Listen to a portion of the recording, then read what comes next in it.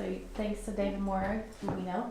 My name is Naomi. I came from faraway land of America to come read for you, among other things. So I just wanted to give you like a little overview of the program. It's going to be about 40 minutes, give or take. I'm going to start off by reading some translations that I've done from a book called the Exeter Book, an Anglo-Saxon anthology of poetry. And I'm going to do three poems, and then we're going to have an amazing piece by Mike Warboys, and then Chloe's going to dance for us, and then I'll just close with one piece that I wrote last time I was in Berwick when I was working on these translations about Lindisfarne. And just a little bit about the Exeter book. So it's an anthology compiled by who knows who, but given as a gift to Exeter Cathedral around 1072 when this Bishop Leo Fritsch died. He gave it in his will. It's still there, been there ever since. I sort of came to the work in a roundabout way and just decided to translate about 10 pieces from that work, and so I'll read a few of those for you. And another thing that's pertinent is that reading through the stories, one of the things that struck me about the Anglo-Saxon language is that it's very fresh, very simple, very metaphoric, and also a lot of the characters in the pieces are sort of archetypal. And because we've had so much of the masculine voice throughout history, and some of these poems are actually written in the voice of women, I thought, why not just like carry that throughout the whole project? And so whichever pieces weren't in that voice, I placed in that voice. So that's just a little side note. The whale. So there's this mega fish, the monstrous whale, often encountered unwillingly. She is sadistic, unsafe for seafarers, for everyone.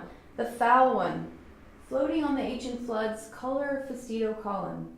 She is stone gray, scabby. Her hulking back sports sandy reed beds. She stealth wanders the sea's edge, fooling suckers sailors into thinking they spy an island, and so shelter their serpent-proud ships to the inland, lasso their sea mares to that supposed safe spot. The brave boys unload, keels fixed, listing in the currents. Spirit weary, they set up camp, minding their business, coaxing kindling, stoking a high fire, heroes crazy for a little comfort, ready for rest. Creative in her craftiness, she can feel the travelers settling in, making camp, taking in the weather. Suddenly, that murderous ghost of the sea, seeking the salt floor, plunges with her plunder, disappearing craft and crew, into the drink, into the death hall. This is the way with such devils.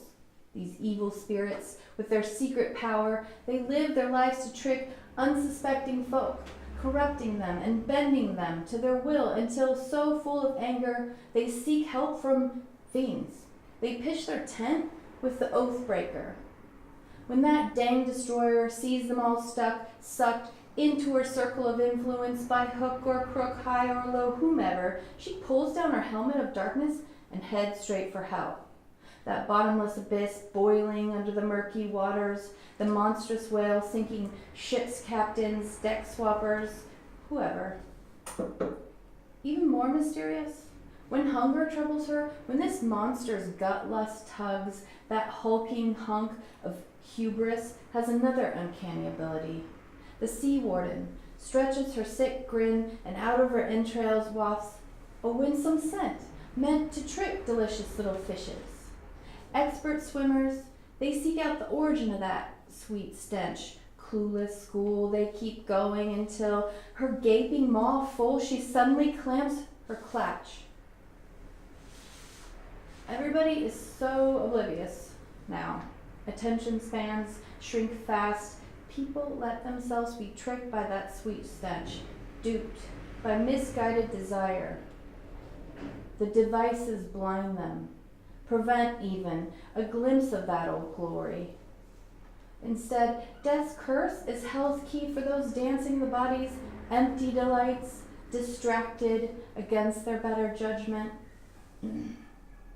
When that big tricky fish has finessed them into her fortress, her flaming vortex still stuck to her like guilty glitter, eager to learn her lore, she grips them in her grim jaws, lifeless, and smashes down the grated door of hell. No way out now, or ever. They can't get out, just like the little fishes trapped in the whale's grasp. So beware of what you do or say, you devils, if you ever want to get your glimpse of that old glory. This earth's time is up. Why not live what's left with love and get something out of that glory forever?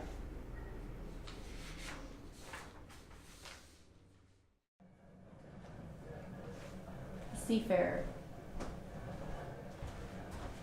I can be honest about myself, tell the true tale of my travels, how I often struggled through some troublesome times, and for a weary while had to put up with an acrid ache, a weight on my chest. I got to know the terrible cross-trenching of the waves on a ship, those houses of sorrow where I was often caught in a claustrophobic night watch, crushed up against cliffs. My feet cinched with cold, fettered by frost. Despite those cold clamps, anxiety seethed hot around my heart. An inner hunger rent my sea-weary spirit. The lucky landsman doesn't understand how I, miserable and sad, would withstand the cold sea ice in winter, the exile tracks without loved ones. I was hung with frost crystals. Pelting hail flew. I could hear nothing but the roar of the sea, the ice-cold wave. Sometimes for fun I would imagine the song of the swan, the gannet's noise, and the curlew's voice, and pretend there were people laughing. The singing seagull was my drinking buddy.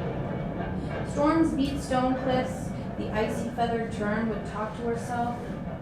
Very often the eagle cried out at that, dew on her feathers. But not one of those fellow shelter seekers could soothe my destitute soul. These things mean nothing to the city dweller, who, in the prime of life, proud and drunk, spares no thought for this baleful business or how someone like me might survive in the seaways. Night's shadow darkened. It snows from the north. Frost freezes the land. Hail, that coldest of kernels, falls to the earth.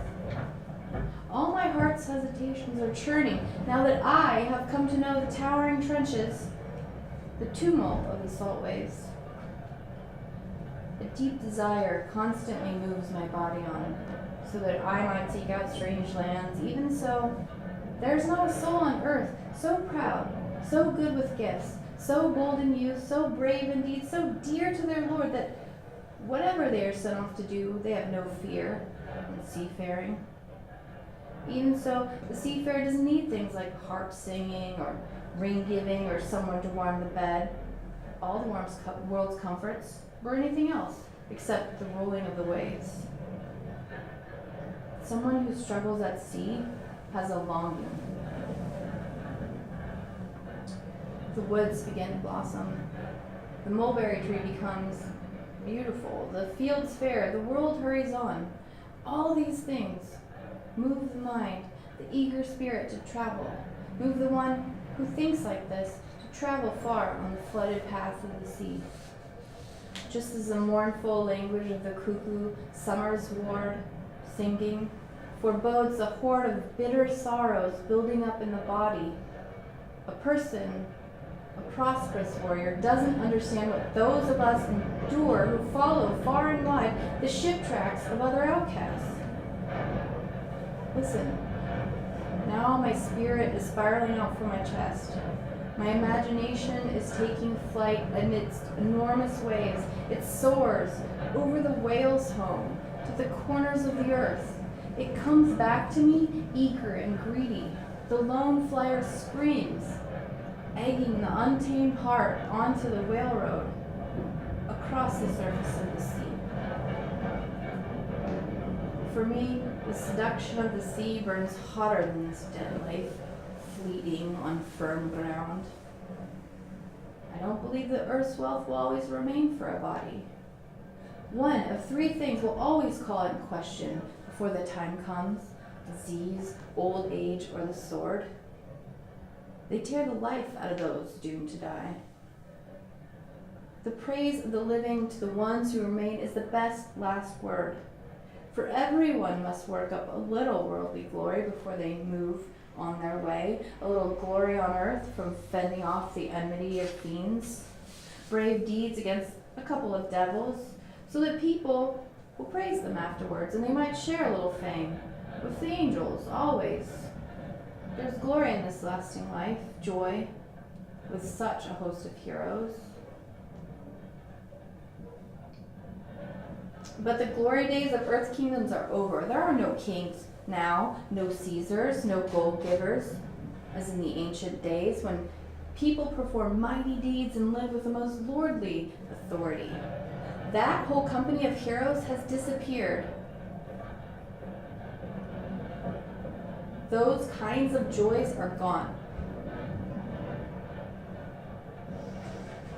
Now weak men hold the world's wealth, live by others' sweat. Glory is gone. The nobility of the earth ages and withers, as now every person throughout the earth ages and withers. Old age comes to them, faces pale and hoary heads mourn. Old friends, the kin of kings, have been given over to the grave. When life leaves you, that flesh you called home can no longer taste sweetness, feel pain, lift its hand, or make its mind work. You want to strew grave gold for your family. You want to bury treasure with your brother's bones, but it's of no use to them. Gold isn't able to save a soul steep in sin when faced with the fear of the gods, even if they still walk the earth. Mighty is the terror of the measurer, from whom the world turns. She has fixed firm the land, all the corners of the earth, and the high heavens. Someone who doesn't fear the ruler is a fool. They are undone by death. The one who lives lightly on this earth is fortunate. Help comes down from the heavens. The measurer makes their minds strong because she believes in their strength. A person must navigate their unruly ideas, hold them in check, be trustworthy to others, keep their wits about them. One must moderate love for friends with the hatred held for enemies. Don't you want to fill someone full of fire or build the biggest pyre to celebrate a friend? Fate is stronger, the measurer mightier than anyone's plans. Let's consider where our home could be, then think about how we might get there. And let us also act in order to be back where we belong, the high heavens of Our Lady's love. Let there be thanks to the Holy One for this, because she found us worthy, ancient glory, unending ruler, forever. So be it.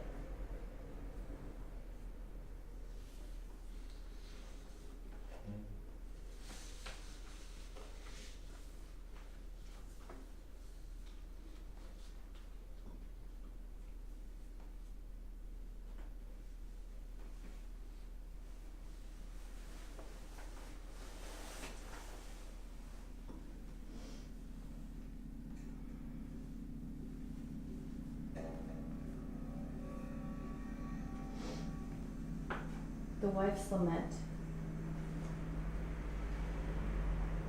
I sing my song sadly about the evils I've endured, ever since I can remember, but never more so than now. Here it is, how I keep falling prey to the pain of my exile.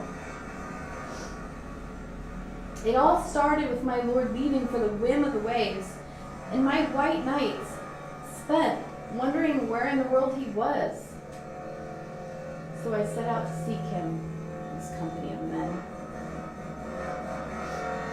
And after all the misfortunes found on that friendless flight, my Lord's men had already begun scheming for our separation, so that we two would live miserably,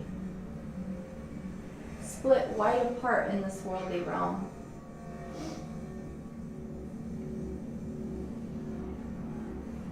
and longing came over me.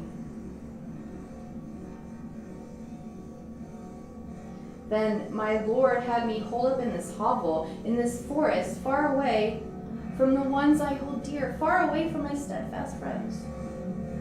This is why my heart is so heavy. I thought I had found such a good match in that man. I have not had such luck. He hides what's in his heart, makes plans to murder. So often we had sworn with shining faces, but only death would separate us.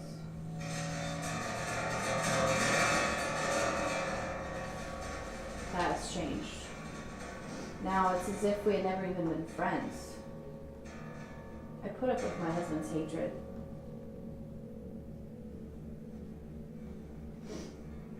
He banished me to a bleak grove, a dirty cave under an oak. This earth cell is old. I am full of longing. The valleys here are dark, the hills steep, bitter hedgerows, overgrown with briars, a home without hope. I'm often overcome by his absence. To think all over the world there are lovers, alive, in their beds. All the while I walk back and forth under my acorn tree in this dark clogged hollow.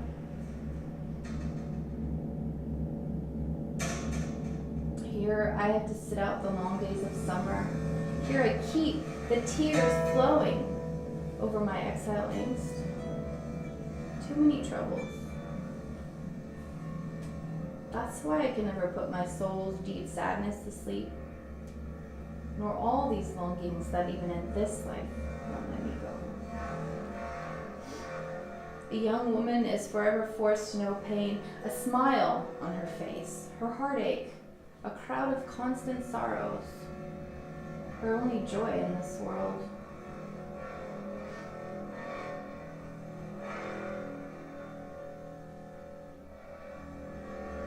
May my Lord himself become an outcast in a far-off country, have to huddle under cliff hangings, freight storms covering him in frost crystals.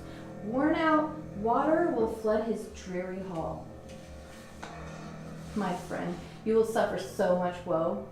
May the memories of our happy home constantly haunt you.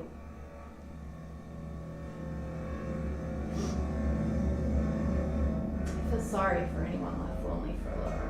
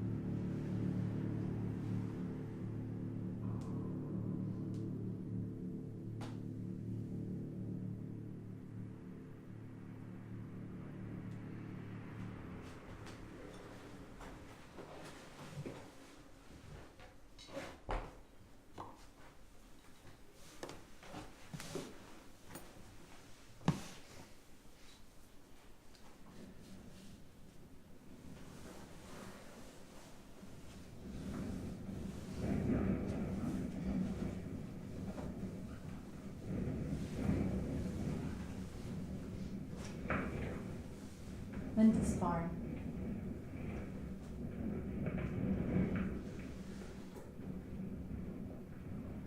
Keening nuns turn to boreal fiends on their tidal island, filing through blind arcades, fighting nor'easters. Heading chapel-wise, their habits keep their foreheads cozy. But the altar has gone green. The girls drop their coarse-cut cloth and get low to prostrate. Lithe moss virgins, their green bodies light up the damp stone. A ring of thorns has sprung up suddenly outside, proper protection for the sacred enclosure. They start singing, soft, fingertips touching, teasing the larger body of moss. Their song is the wind and starts inside. When their hearts beat in sync, they shout. The air pressure drops. The church smells of earth and the briny holler of the sea. They can see somewhere out there the water is rising. Funerals are being held on playgrounds. Kids keep time to their mourning songs by bouncing their rubber balls. Listen to them now. Put up your dukes. Rough up your words. The skin curls back from the mouth of a second-term savior. When the dead smile like that, there's no longer such a thing as direction.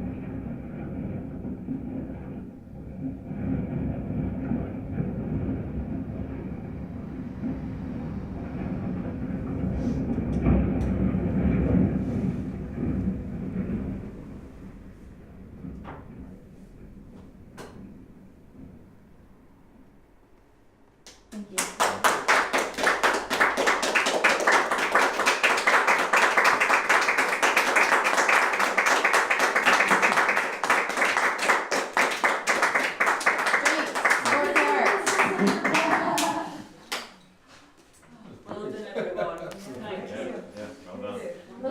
For that darkness.